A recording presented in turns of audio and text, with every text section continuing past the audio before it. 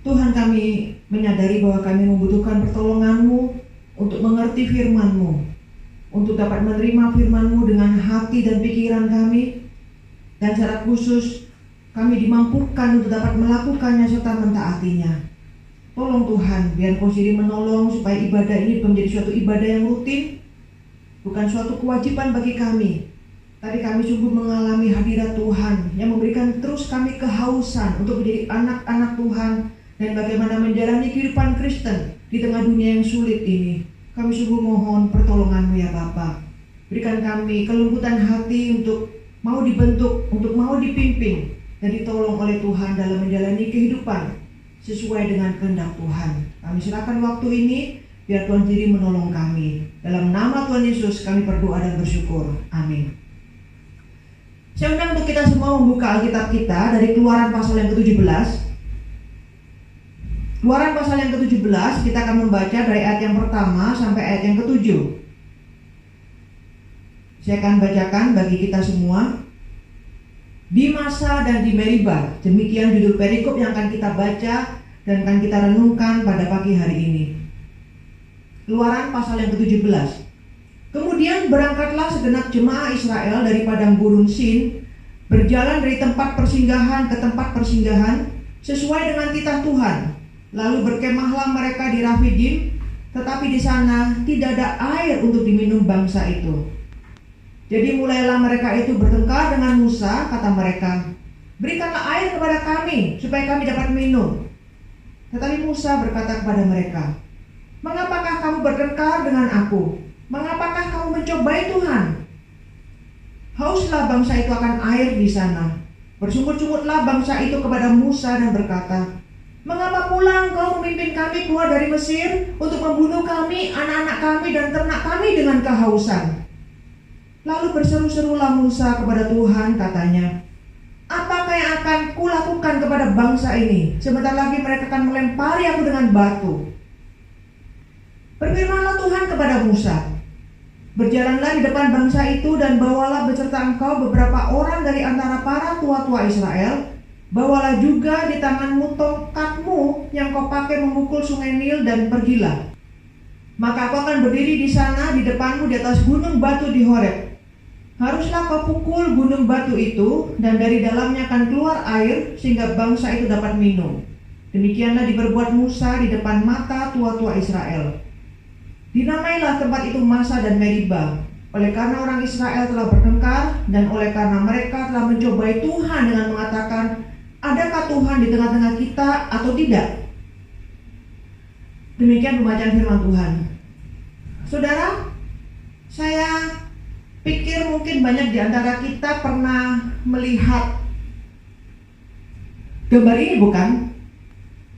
Mungkin kita sering melihat di foto-foto yang beredar di media sosial, di mana ada sekumpulan orang atau dua orang yang mereka berdiri di ujung satu dan di ujung satunya, dan mereka memperebutkan ini sebenarnya angka berapa. Bagi mereka yang berdiri di atas, sebelah atas itu, ketika melihat angka ini, mereka akan dengan mudah mengatakan ini angka 9. Tapi bagi mereka yang ada di ujung sebelah sini, akan dengan mudah mengatakan ini angka 6. Dan mereka akan bertengkar memperebutkan ini sebenarnya angka berapa. Tidak ada yang salah di antara mereka karena mereka melihat dari dua sisi yang berbeda. Betul, kalau dia dari atas angka ini menjadi angka 9. Kalau dilihat dari bawah, angka ini menjadi angka 6.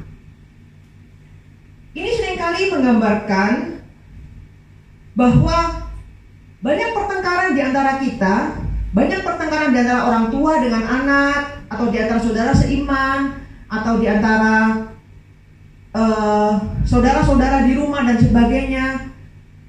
Pertengkaran yang sepele yang disebabkan karena perbedaan perspektif, bukan karena benar atau salah.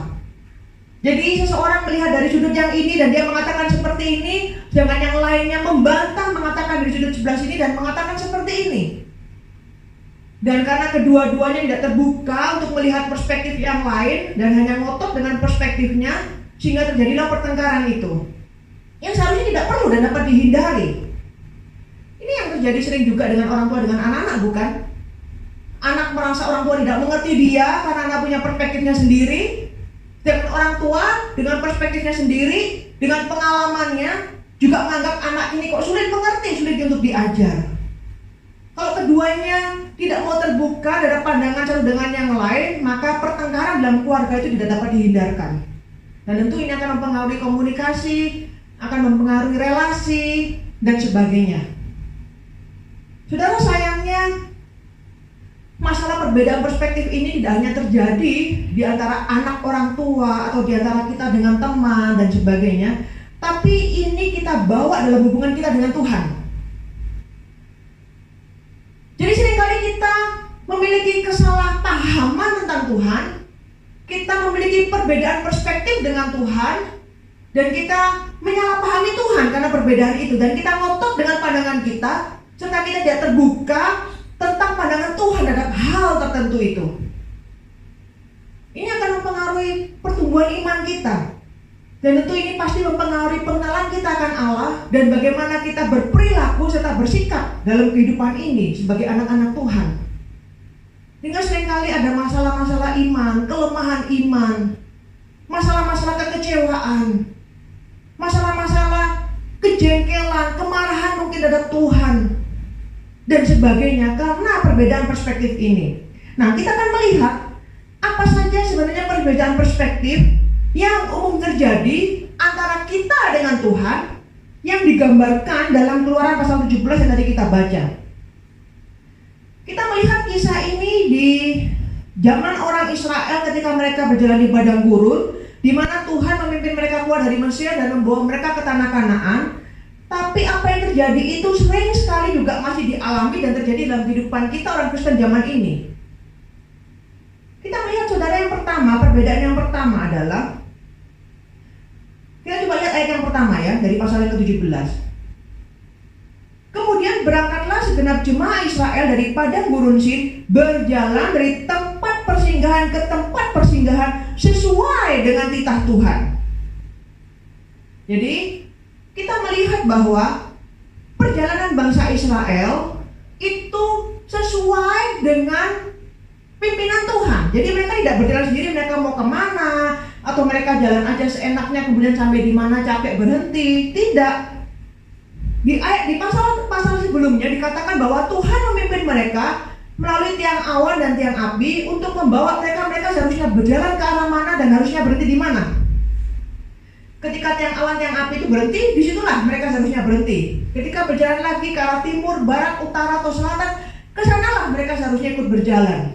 Itu sesuai dengan pimpinan Tuhan. Jadi ketika mereka sampai di Rafidim dan di sana tidak ada air, tempat ini pun yang tidak ada air ini pun ini adalah sesuai dengan pimpinan Tuhan. Jadi Tuhan yang memimpin mereka ke sana. Coba kita lihat di ayat yang ke-7, bagaimana orang Israel melihat kehadiran serta penyertaan Tuhan. Mereka katakan, adakah Tuhan di tengah-tengah kita atau tidak? Jadi ketika mereka menjumpai tempat itu tidak ada air, mereka langsung berkata, apakah Tuhan itu ada di tengah-tengah kita atau tidak?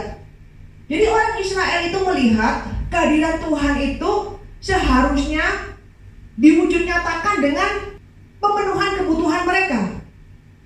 Ketika mereka menjumpai masalah, mereka langsung mempertanyakan kehadiran Tuhan. Mereka langsung meragukan penyertaan Tuhan. Jadi orang Israel melihat Tuhan itu hadir, Tuhan itu menyertai mereka ketika tidak ada masalah yang mereka jumpai dalam perjalanan dan kehidupan mereka. Itu seringkali hal-hal yang kita dengar familiar, bukan? Seringkali kita mendengar atau mungkin kita sendiri mengalami dalam perjalanan iman kita. Ketika kita menghadapi masalah, kita mempertanyakan, kita meragukan kehadiran Tuhan. Benarkah Tuhan ada? Di mana Tuhan? Benarkah Tuhan menyertai? Kenapa masalah ini terus aku alami? Kenapa masalah ini tidak pernah hilang dari dalam kehidupanku? Jadi kita harus menyadari bahwa Tuhan itu hadir tidak sesuai dengan pemahaman kita, bahwa ketiadaan masalah adalah menyatakan kehadiran Tuhan. Tidak. Justru dalam kondisi masalah dan tantangan hidup ini Tuhan hadir di situ. Kita hafal mungkin Mazmur 23 yang menyatakan bahwa dalam lembah kekelaman pun gadamu dan tongkatmu menyertai. Dalam kesulitan hidup, kepahitan, kegagalan, ketakutan, justru Tuhan semakin menunjukkan kehadirannya dan menyertai kita, entah kita merasakannya atau tidak. Saudara, Alkitab mengatakan bahwa Tuhan berjanji, aku sekali-kali tidak akan meninggalkan dan tidak akan membiarkan engkau. Bahkan sebelum Yesus terangkat ke surga, Ia pun menyatakan, aku menyertai engkau senantiasa sampai kepada akhir zaman. Itu adalah janjinya. Tapi kita tahu, kita harus ingat, Tuhan tidak pernah menjanjikan bahwa ketika kita mengikut Dia, tidak pernah akan ada masalah dalam kehidupan ini. Ingat saudara, yang kita seringkali salah. Kita berpikir kalau kita ikut Tuhan, kita jadi orang Kristen, apalagi ketika kita setia dan memberikan semuanya kepada Tuhan, kita mulai hitung-hitungan, apa yang aku dapat dari mengikut Tuhan ini. Kita memperlakukan Tuhan seperti bisnis. Kalau ini sudah aku berikan kepada Tuhan, maka apa yang aku dapat dari Tuhan? Kalau waktu ini, uang ini sudah aku berikan kepada Tuhan, maka apa yang aku peroleh dari Tuhan? Sehingga kita menganggap bahwa seharusnya kehidupan beriman itu adalah kehidupan yang tanpa masalah. Semakin orang tidak mengalami masalah, semakin kuatlah imannya, semakin dekatlah hubungannya dengan Tuhan. Tapi bukan itu yang diajarkan oleh Alkitab, saudara. Tuhan tidak pernah menjanjikan hidup ini tanpa masalah, apalagi setelah mengikut Dia. Bahkan berkali-kali Yesus pun memperingatkan harga yang harus dibayar oleh seorang pengikut Kristus. Justru karena mengikut Yesuslah mungkin pergumulan kita akan bertambah, kesulitan kita akan bertambah. Tapi Tuhan mengatakan, aku menyertai kamu dalam kondisi apapun. Tidak ada apapun yang memisahkan engkau dari kasihku, itu kata Yesus. Jadi dalam kondisi kita tertekan, kita terluka, kita sakit, kita mengalami kehilangan, Tuhan menyatakan sesuai dengan janji firman-Nya bahwa Ia hadir dan menyertai kehidupan kita. Saudara, bagaimana kita bisa tahu Tuhan itu hadir dan menyertai kita? Seharusnya orang Israel melihat bukan dari ada atau tidak adanya air yang mereka jumpai, tapi seharusnya mereka melihat kehadiran Tuhan dengan jelas melalui tiang awan dan tiang api. Itu sudah membuktikan dengan jelas itu adalah tanda kehadiran Tuhan di sana. Tapi bagaimana kita yang saat ini tidak melihat? Mungkin kita tidak mengalami bukti-bukti seperti orang Israel di zaman itu. Jadi kalau tidak ada sesuatu pun yang kita bisa lihat, atau bahkan tidak ada perubahan, tidak ada sesuatu pun yang kita bisa pegang, ada satu hal yang perlu kita mengerti dan yang menjadi kekuatan kita untuk kita mengimani bahwa kehadirannya dan penyertaannya itu ada dan sempurna dalam kehidupan kita, yaitu janjinya. Tuhan berjanji bahwa Dia tidak akan pernah meninggalkan kita dan Dia akan menyertai kita dalam kondisi apapun kehidupan ini. Janji Tuhan itu cukup seharusnya untuk menjadi bukti, untuk menjadi pegangan bagi kita menjalani kehidupan ini, apapun masalah yang kita hadapi. Bahkan masalah itu ada atau tidak, masalah itu selesai atau tidak, tapi janjinya, meskipun kita tidak melihat bukti, kita tidak merasakan kehadirannya, tapi kita cukup berpegang pada janjinya karena kita mempercayai bahwa Dia adalah Allah yang berdaulat, Allah yang layak dipercayai, dan Allah yang tidak pernah mengingkari janjinya. Seharusnya itu cukup bagi kita untuk tetap beriman dan menyadari bahwa dalam kondisiku sekarang ini, ketika aku susah, ketika aku kesulitan, aku tahu aku tidak pernah sendiri. Tapi ada Tuhan bersamaku di sini. Ada Tuhan menyertaiku di sini. Meskipun saat ini aku tidak melihat atau belum melihat jalan keluar dari masalahku, tapi aku yakin penyertaannya dan kehadirannya nyata, dan itu akan memberikan kekuatan tersendiri bagi iman kita, bukan? Peganglah janjinya, saudara, karena memang itu yang Tuhan mau. Karena kita mempercayai karakter Tuhan, karakter yang tidak pernah berubah, yang setia, yang mengasihi kita, dan yang layak dipercaya. Itu cukup untuk kita mempercayai bahwa apa yang sudah telah dijanjikannya dalam kehidupan kita sebagai anak-anaknya itu sungguh terjadi. Jadi ini adalah pemahaman yang seringkali terjadi dalam kehidupan kita sebagai orang percaya dengan Tuhan.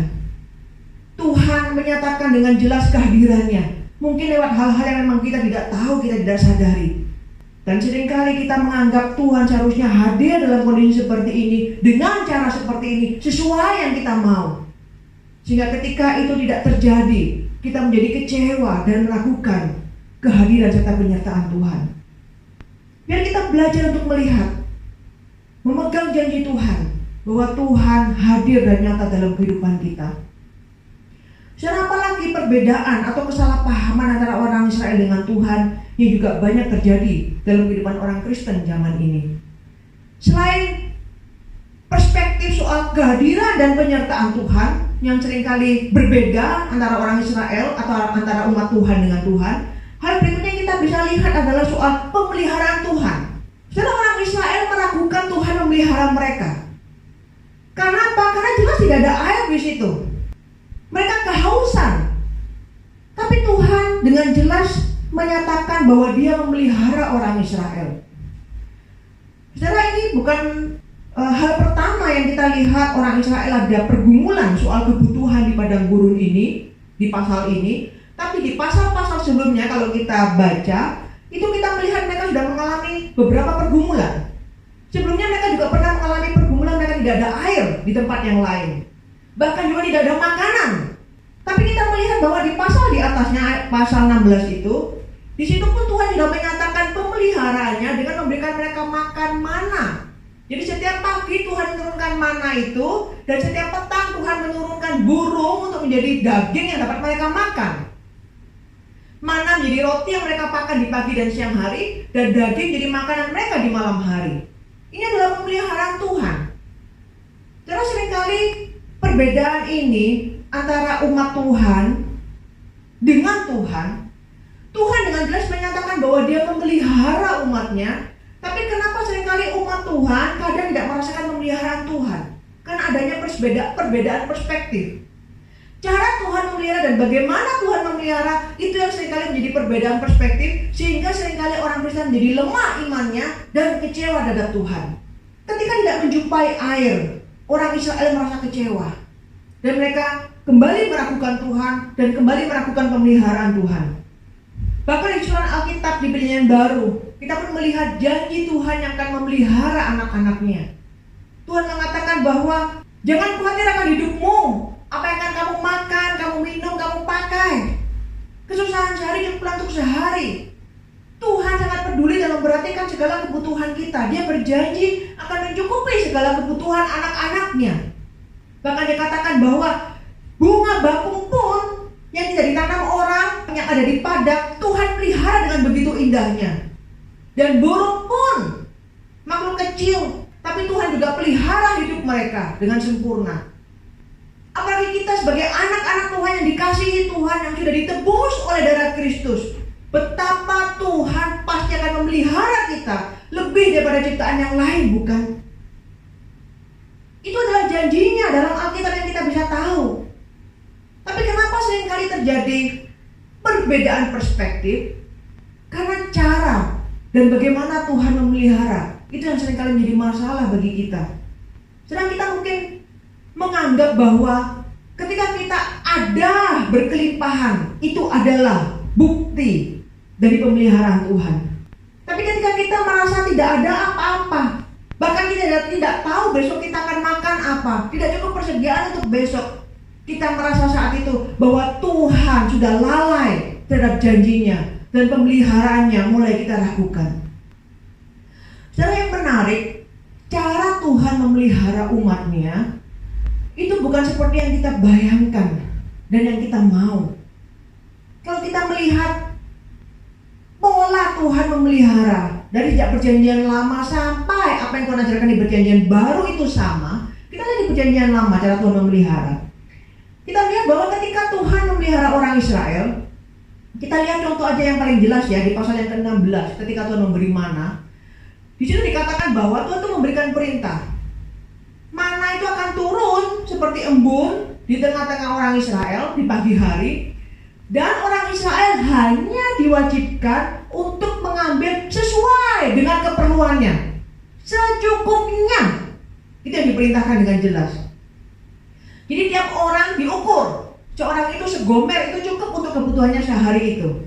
Jadi kalau dalam rumah tangganya ada 4 orang, dia boleh mengambil 4 gomer.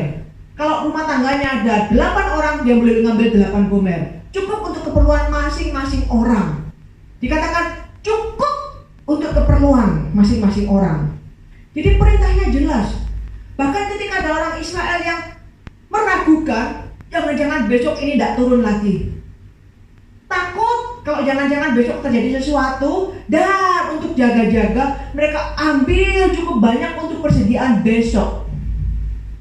Apa yang terjadi? Besok pagi mana itu sudah tidak bisa dimakan lagi, sudah berulat dan busuk. Jadi Tuhan hanya mau orang Israel mengumpulkan satu, kecuali hari Sabat, jadi hari akhir pekan itu Tuhan, karena di hari Sabat mereka seharusnya beristirahat dan tidak mengumpulkan. Tuhan memberikan 2 kali lipat dari jumlahnya, dan ajaibnya itu tidak busuk ketika mereka simpan, dan mana itu mereka makan keesokan harinya tidak menjadi busuk dan berulat. Beda dengan hari-hari biasanya. Jadi Tuhan itu memelihara, Tuhan mau hari ke hari cukup sesuai dengan kebutuhan dan keperluan. Dan bahkan ketika saat ini, ketika mereka di pasal 17 ini menjumpai tidak ada air, saat itu Tuhan baru menyediakan air bagi mereka sesuai dengan kebutuhan mereka ketika mereka membutuhkan. Jadi itu adalah cara Tuhan memelihara.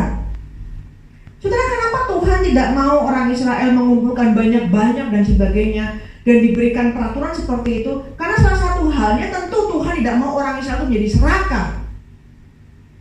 Kalau tidak diberikan batasan, pasti mereka akan menjadi serakah dan akan mengumpulkan sebanyak-banyaknya. Tidak peduli orang lain mungkin, karena mereka takut bagaimana dengan minggu depan, bagaimana dengan bulan depan. Mereka akan mengumpulkan tanpa batas. Nah, itu yang Tuhan tidak mau terjadi. Tuhan mau supaya mereka hari demi hari bergantung kepada pemeliharaan Tuhan, dan melihat bagaimana Tuhan memelihara mereka hari demi hari. Saudara, ini saya tidak berarti berbicara bahwa kita tidak boleh menabung. Ini topik yang berbeda sekali. Bukan berarti, kalau begitu Tuhan mau kita hari ini demi hari, berarti kita habiskan aja apa yang ada hari ini. Bukan, karena di bagian lain Alkitab pun dengan jelas mengajarkan bagaimana seharusnya kita menabung, bagaimana seharusnya kita berhikmat untuk mengelola keuangan kita, untuk menyimpan dan sebagainya. Dan bahkan seringkali Tuhan memakai tabungan itu juga untuk memelihara kita, bukan? Jadi di masa ketika kita tidak mengalami kesulitan, di masa itu seharusnya kita menabung dengan cukup, kita memikirkan masa depan kita, mengatur keuangan kita dengan baik, sehingga di masa ketika kita sedang mengalami kesulitan ekonomi, tabungan kita dapat dipakai untuk masa itu, bukan? Jadi ini tidak bertentangan dengan konsep soal menabung. Tapi yang Tuhan mau ajarkan adalah, termasuk juga di Perjanjian Baru, Tuhan sering mengajarkan salah satu contohnya dalam doa Bapa Kami yang kita sudah kenal dengan jelas. Berikanlah kami pada hari ini makanan kami yang secukupnya. Jadi itu yang Tuhan ajarkan, cukup makan, cukup pakai, cukup minum. Tuhan tidak mengajarkan hidup yang berkelimpahan, tapi cukup. Ini adalah konsep pemeliharaan Tuhan. Dan yang sering kali ini disalah mengerti dan terjadi kesalahpahaman antara umat Tuhan dengan Tuhan. Orang Kristen mungkin merasa, kok tidak ada untuk besok, maunya langsung mungkin berkelimpahan. Dan sulit sekali bagi kita untuk hidup hari demi hari bergantung pada pemeliharaan Tuhan.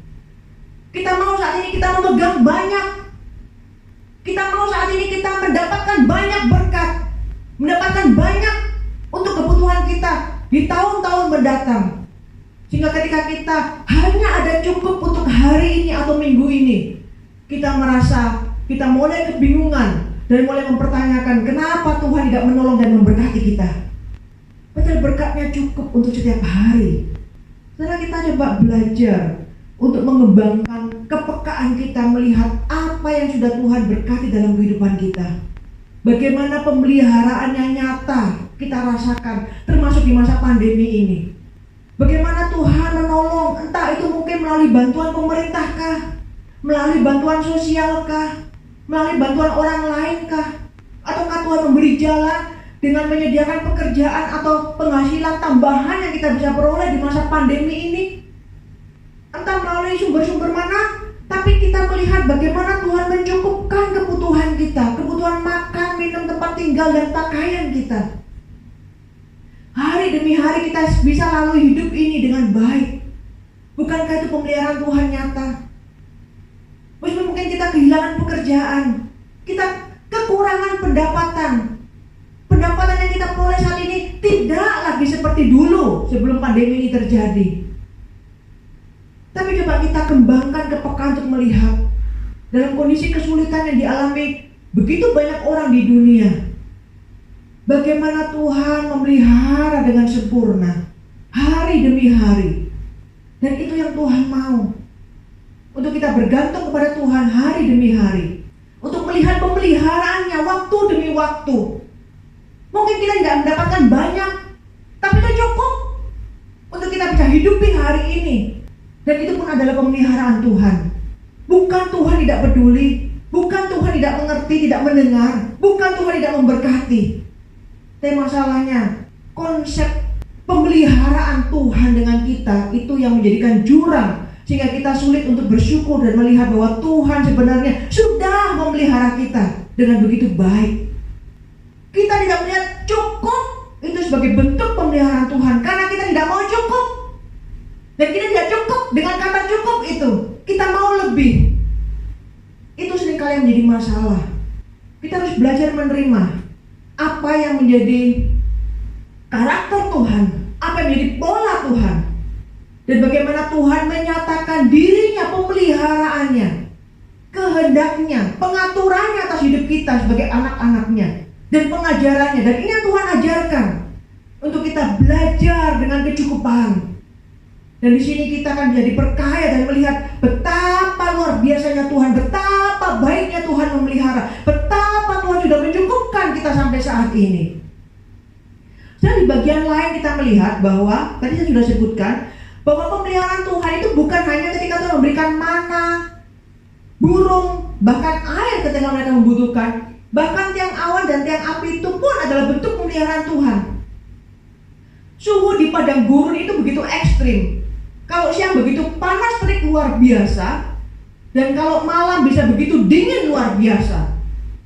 Sehingga tiang awan itu bukan hanya memimpin mereka dari satu tempat ke tempat yang lain, tapi tiang awan itu pun adalah menudungi mereka dari terik matahari sehingga mereka tidak sampai kepanasan. Dan tiang api di malam itu menolong mereka supaya tidak sampai kedinginan di padang gurun itu. Itu pun pemeliharaan Tuhan atas mereka yang orang Israel tidak sadari. Dan di bagian lain Alkitab dikatakan bahwa selama 40 tahun perjalanan itu, saudara, yang begitu luar biasanya ajaibnya Tuhan memelihara, pakaian mereka tidak menjadi rusak dan kasut mereka pun tidak rusak.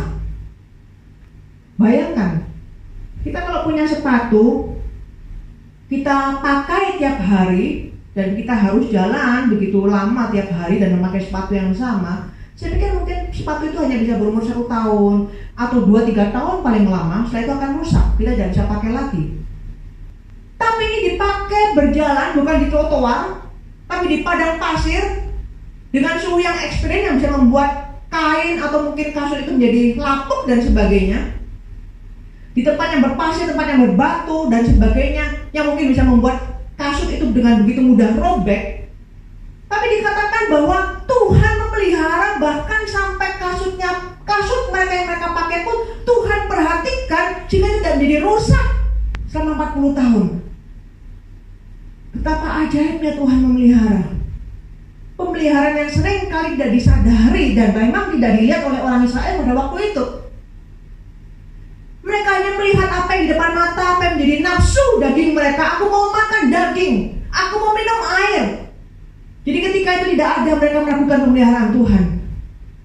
Ada banyak hal yang Tuhan memelihara mereka tidak sadari, sehingga tidak ada hati yang bersyukur. Kalau sampai di masa pandemi ini kita tidak sakit, bukankah itu pun juga adalah pemeliharaan Tuhan? Kita bisa cukup sehat untuk beraktivitas, bukankah itu juga pemeliharaan Tuhan? Kita masih ada tenaga, kekuatan untuk bekerja. Kita masih bisa berkumpul, ada tempat tinggal. Bukankah itu pun juga adalah bentuk pemeliharaan Tuhan? Ketika anak-anak masih bisa sekolah online, ada komputer, ada HP yang mereka bisa pakai untuk belajar. Ada HP yang mungkin kita bisa pakai untuk kita melakukan bisnis sederhana. Bukankah itu juga bentuk pemeliharaan Tuhan? Ada begitu banyak bentuk pemeliharaan Tuhan yang kita tidak sadari. Karena memang tidak sesuai dengan apa yang kita mau. Tapi coba kita belajar, saudara, dapat memberikan firman Tuhan hari ini untuk kita peka. Kita mulai mencari, Tuhan, apa saja yang Kau pelihara dalam hidupku yang aku abaikan selama ini, yang membuat mata hatiku tertutup sehingga tidak mampu mulut ini untuk terbuka dan mengucap syukur atas kebaikan-Mu, dan hanya mengomel dan mungkin mengeluh, melihat situasi yang sulit. Karena apa yang aku harapkan itu tidak terjadi, dan Tuhan tidak memberikan seperti apa yang aku minta. Saudara, seharusnya kita menyesuaikan diri dengan Tuhan, bukan Tuhan yang kita tuntut untuk menyesuaikan diri dengan keinginan kita. Coba buka hati kita, pikiran kita, mata kita, dan pekalah betapa kita akan terkagum-kagum melihat bagaimana Tuhan memelihara kita dengan begitu baik, dengan begitu sempurna. Dan biarkan itu menjadi pengucapan syukur kita melihat pemeliharaannya yang tidak dibatasi oleh kondisi apapun, tidak dibatasi oleh kesulitan apapun, karena Ia berjanji bahwa Ia akan memelihara dan menyertai kita hari demi hari, cukup sesuai dengan apa yang kita butuhkan.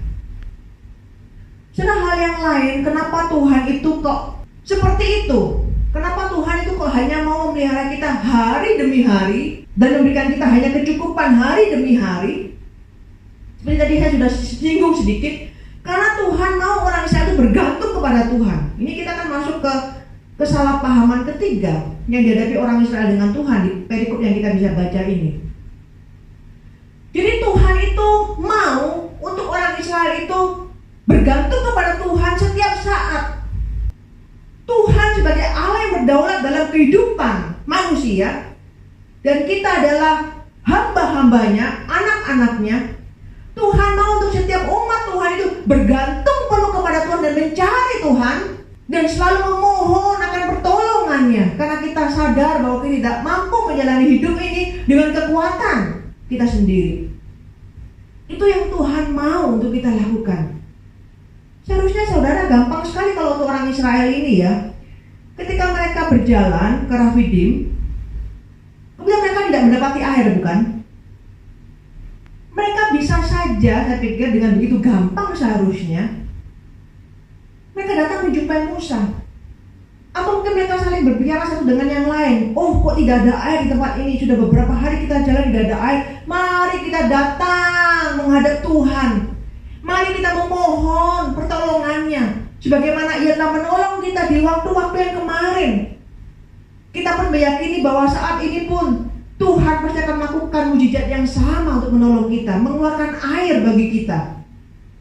Mereka tidak pernah mengalami itu. Jadi mereka bisa saja bersikap seperti itu, dan saya pikir itu yang Tuhan harapkan dari mereka. Tapi bukan itu sikap yang mereka lakukan. Mereka adalah langsung menghampiri Musa dan marah. Kenapa? Kok tidak ada air? Kasih kami air. Kenapa kamu harus membawa kami keluar dari Mesir dan membunuh kami di tempat ini tanpa air? Bahkan dikatakan mereka hampir saja melempari Musa dengan batu karena mereka begitu marah dan emosi. Saudara, mereka sebenarnya sudah beberapa kali melihat mujizat Tuhan. Bagaimana Tuhan membawa mereka keluar dari Mesir. Bagaimana Tuhan juga sudah menyediakan air di tempat yang lain. Bagaimana Tuhan juga sudah menurunkan mana ke mereka dan burung puyuh. Itu adalah mujizat yang mereka sudah lihat berkali-kali. Tapi untuk yang kesekian kalinya pun mereka kembali gagal untuk berserah, untuk mencari Tuhan, untuk memohon pertolongannya. Kenapa? Karena mereka menempatkan diri mereka sebagai tuan, dan Tuhan itu sebagai hamba yang seharusnya mencukupi apa yang mereka butuhkan. Ketika mereka mencari Musa dan mereka marah, Musa berkata, "Mengapakah kamu mencobai Tuhan?"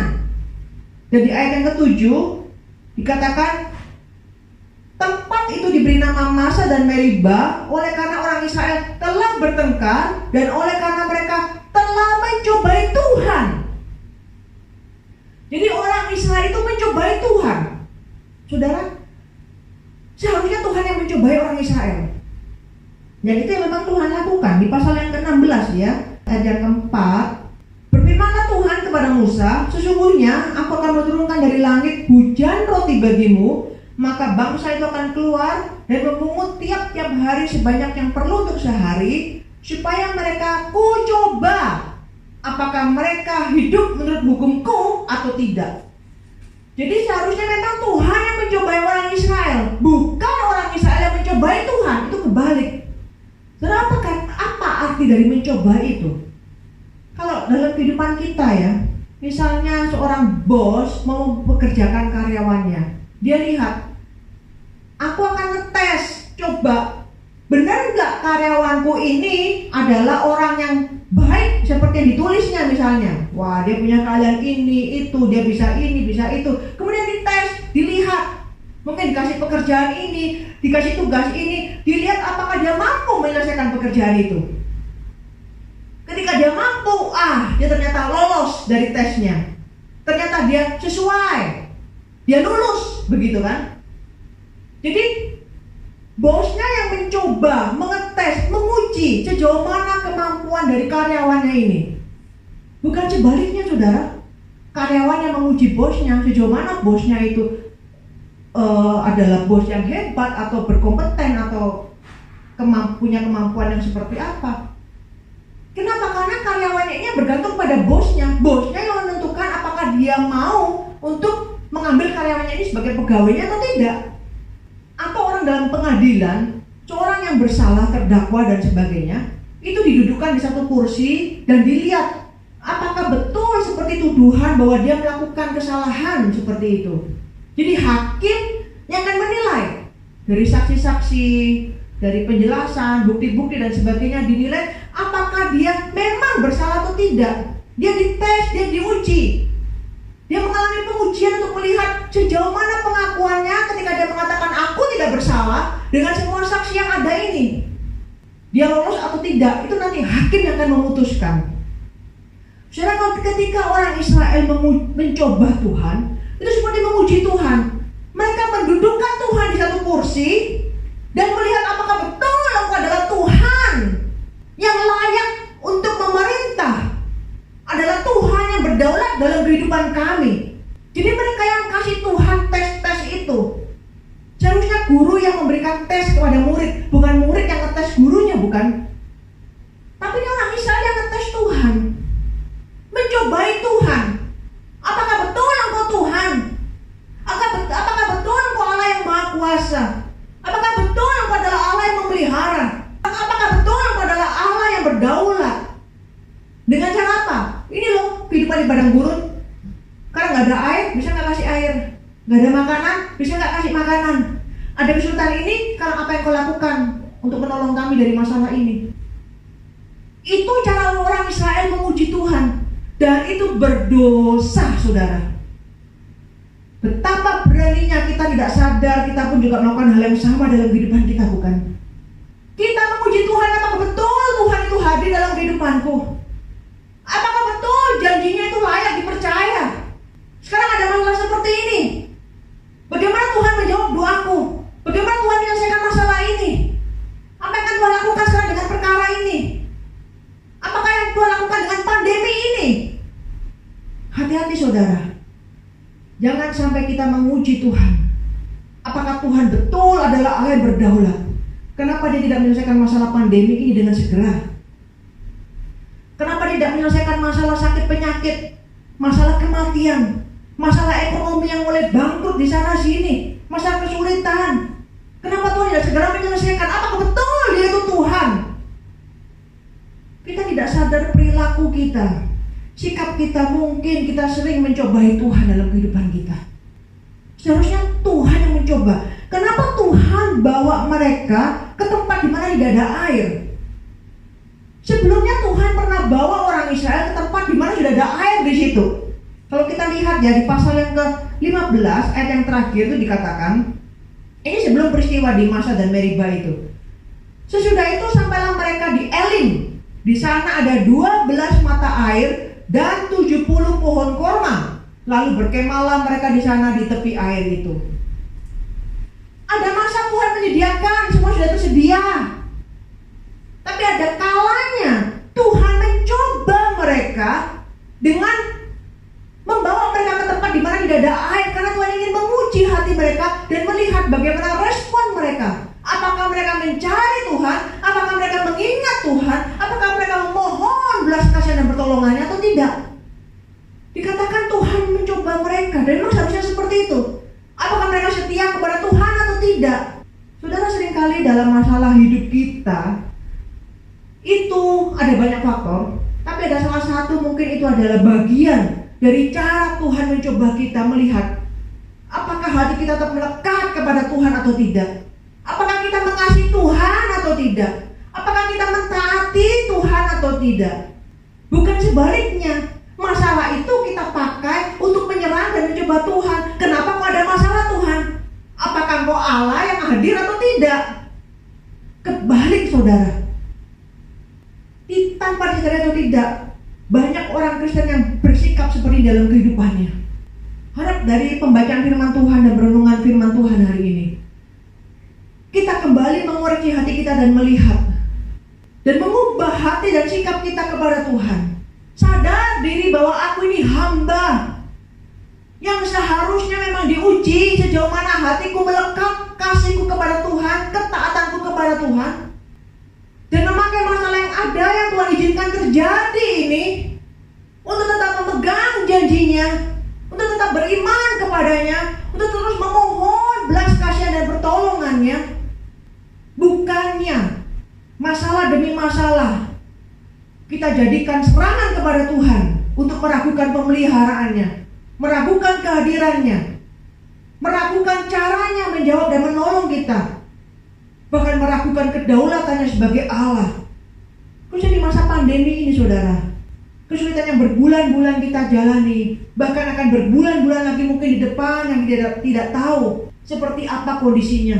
Apakah semakin sulit, ataukah sama, ataukah mungkin sedikit membaik. Tapi biar masa ini menjadi masa untuk kita sendiri menguji dan membiarkan Tuhan untuk menguji kita. Bagaimana hati kita kepada Tuhan, bagaimana ketaatan kita kepada Tuhan, bagaimana iman kita kepada Tuhan. Apakah kita anak yang sungguh bersyukur, yang mampu melihat kehadirannya di tengah-tengah segala kesulitan ini, yang mampu memegang janjinya meskipun kita mengalami kesulitan yang tidak kunjung habis, dan mempercayai bahwa Dia tetap hadir dan beserta dengan kita, dan bisa terbuka dan melihat bagaimana Tuhan memelihara di tengah segala kekurangan dan kesulitan yang kita alami saat ini, dan menjadikan kesulitan-kesulitan ini untuk membuat kita lebih dekat kepada Tuhan, semakin memohon belas kasihannya, semakin menyadari ketidakberdayaan kita sebagai manusia, bahwa kita ini hidup hanya karena anugerah dan kita hidup hanya karena pertolongannya. Saudara, jangan mencobai Tuhan. Itu adalah dosa besar yang juga Tuhan benci yang terjadi di tengah-tengah orang Israel. Bukan sekali dua kali mereka mencobai Tuhan. Terlalu sering sepanjang perjalanan di padang gurun itu mereka mencobai Tuhan, sehingga akhirnya Tuhan menghukum mereka. Jadi itu yang Tuhan harapkan, untuk kita terus bergantung pada pemeliharaan Tuhan, untuk kita terus meminta pemeliharaannya hari demi hari. Itu yang Tuhan mau, untuk kita berserah kepada Tuhan setiap saat. Makanya kenapa tadi saya katakan bahwa Tuhan mau hanya memelihara kita hari demi hari, kecukupan demi kecukupan, bukan kelimpahan. Karena kelimpahan itu seringkali membuat kita tidak bergantung kepada Tuhan, karena semuanya sudah ada. Kenapa aku harus memohon lagi kepada Tuhan? Semuanya sudah ada. Kenapa aku sekarang berlutut dan memohon dan berserah dan menyembah Dia? Semua sudah ada kok, sampai 2-3 tahun ke depan semua persediaanku sudah ada. Adalah cara Tuhan untuk memelihara kita waktu demi waktu, hari demi hari. Seringkali juga orang Kristen itu tidak bersandar kepada Tuhan, malah bersandar kepada manusia yang lain. Kita ketika uang kita sudah mepet, Minggu depan kita tahu mungkin sudah habis, di akhir minggu ini kita sudah mulai mendaftar siapa-siapa orang yang bisa kita utangi. Kita bukan mencari Tuhan dan memohon belas kasihannya, bukannya mempercayai bahwa pemeliharaannya itu sempurna atas kehidupan kita, tapi kita sibuk menghubungi satu demi satu orang untuk mencari utangan. Dan hidup kita bergantung dari utangan bulan demi bulan. Saya tidak berbicara soal utang. Orang yang berbisnis kemudian dapat mengatur uangnya dengan baik, mengatur pendapatan dan pengeluarannya dengan baik untuk bisnis, bukan seperti itu yang saya bicarakan utang di sini. Tapi adalah utang yang dilakukan oleh orang yang tidak mengatur keuangannya dengan baik, dengan bijak, dan dia menyandarkan kebutuhannya sehari-hari hanya dari utangan demi utangan. Sikap hidup seperti ini itu bukan sikap hidup yang bersandar pada pemeliharaan Tuhan. Bukan seperti ini yang Tuhan mau. Dan orang-orang seperti ini tidak akan pernah mengalami bahwa Tuhan memelihara dia dengan caranya yang ajaib. Karena dia sudah dengan cara dan kekuatannya mencukupi kebutuhan hidupnya, memakai cara-cara yang tidak sesuai dengan apa yang Alkitab ajarkan. Saudara, bukan seperti itu yang Tuhan mau. Tuhan mau kita bersandar kepada Tuhan, berserah atas kebutuhan hidup kita sehari-hari, memposisikan diri kita sebagai hamba, sebagai anak yang meminta kepada orang tua, kepada Bapa. Seorang anak, saudara, tidak memiliki kemampuan, belum memiliki kemampuan untuk bekerja, dan belum bisa mandiri untuk mencukupi kebutuhan makan, minum, dan tinggalnya, bukan? Semuanya hanya bergantung kepada orang tua. Anak hanya bisa meminta. Seperti itulah seharusnya kita memposisikan diri kita sebagai anak yang terus meminta kepada Bapa. Dan Tuhan senang sekali ketika kita datang dalam kerendahan hati, berserah, bergantung, memohon pertolongannya. Itu yang memang Tuhan mau. Kita meninggikan Dia sebagai Allah, sebagai Tuhan yang berdaulat atas kehidupan kita, dan bukan menempatkan diri sebagai Tuhan dan meminta Tuhan untuk menyediakan semua yang kita butuhkan di depan. Sebelum aku sampai di sana sudah ada kebutuhan. Itu yang orang Israel harapkan. Mereka berharap sebelum sampai di Rafidim air itu sudah ada. Sebelum minggu depan Tuhan, uang itu sudah ada. Sebelum bulan depan Tuhan, kelimpahan ini sudah Tuhan sediakan di depanku.